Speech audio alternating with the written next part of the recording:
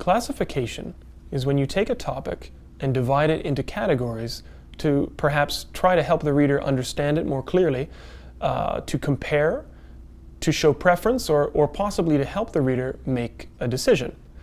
Now, the first step in classification is when you take your topic, you have to decide on a basis for your classification. So if your topic were, for example, cell phone users, you would have to decide how are you going to divide cell phone users into different categories. Now, you have unlimited options to choose from, but you want to make sure that you're choosing something interesting and not something obvious. So you want to avoid classifications based on things like age or gender.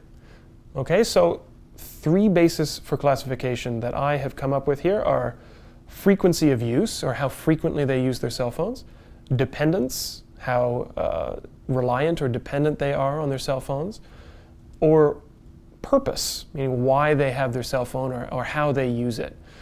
So once you've brainstormed, you can choose one basis for classification, and then it's time to divide your subject into categories. So I've decided to go with dependence. So when you're dividing cell phone users based on their dependence, I've come up with 3 categories: the addicted user, the moderately dependent cell phone user, and the non-dependent cell phone user. Now, you want to make sure that you have, I would say, at least 3 classes to make your paragraph or essay as interesting as possible. So once you've decided on your categories, it's now important to explain them, and in some cases to define them. So it may be useful for you to watch the video on definition before continuing on with classification. Now, you have to take each category and perhaps give examples. I said, addicted users can't stop. They feel compelled to use their cell phone and have difficulty sitting through a conversation without checking messages or texting their friends. Moderately dependent users are people who need their cell phones for contact numbers or for business, but have no problems putting their cell phone away or turning it off. If their cell phones are left at home, they're irritated, but their lives will not end. And the third category is non-dependent users, people who use their phone for emergencies, but may often forget to turn their phones on or choose to not answer their phone at all. So once you've decided on the categories and you have some details, you want to make sure that you have a strong topic sentence if you're writing a paragraph.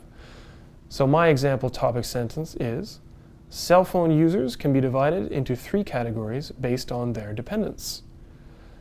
Naturally, if you're writing a full essay to classify this subject, you want your thesis statement to be more narrow, more specified. Okay, so I have written as my thesis statement, all cell phone users can be grouped into 3 classes based on their dependence: the addicted, the moderately dependent, and the non-dependent user.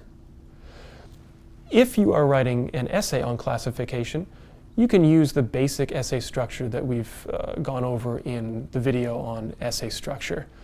The key for good classification, as I've said, is to be interesting, to avoid the obvious, and to make sure that you have a purpose for the classification. Ask yourself, what is the point of putting this subject into categories?